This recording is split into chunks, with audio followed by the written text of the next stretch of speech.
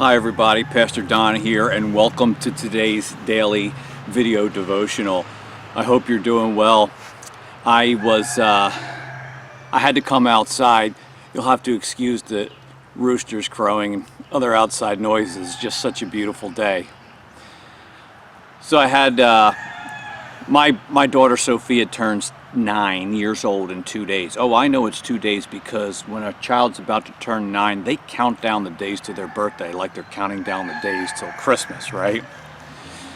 So she and I were riding in the car the other day, a couple of days ago, and from the back seat she yells up at me, not yells, says, "Dad, I feel sad. I'm forgetting about God because we don't go to church anymore." That was one of those statements where you're both encouraged and convicted all at the same time. I was encouraged because she's got the faith of a child. She has a belief in God and a faith that she doesn't want to let go of.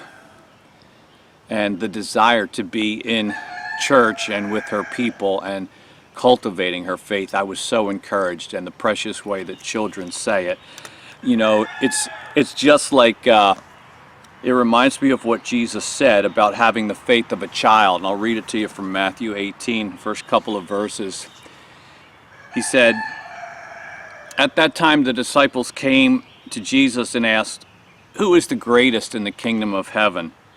He called a little child and had him stand among them. And he said, 'I tell you the truth, unless you change and become like children, you will never enter the kingdom of heaven. Therefore, whoever humbles himself like this child is the greatest in the kingdom of heaven."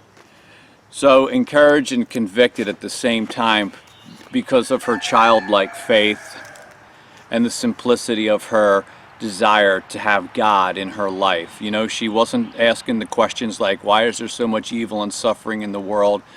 Maybe questions like that will come later, but for now, at just a few days shy of 9 years old, her faith is important to her. But then again, it was something of a convicting statement because perhaps it was a bit of an indictment on the job I'm doing of helping her cultivate her faith even during this time when we're not having church services or classes, at least corporately back together at our building. I suggested to her, well, Sophie, we haven't read the Bible together in a while. Maybe we need to get back to doing that again. And she was pleased with that answer.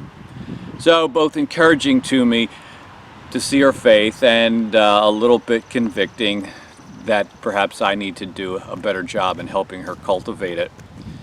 I wonder about you with the statement, "I'm forgetting about God." Maybe you're looking at this long drawn out situation and the hardships associated with it are making you forget about God.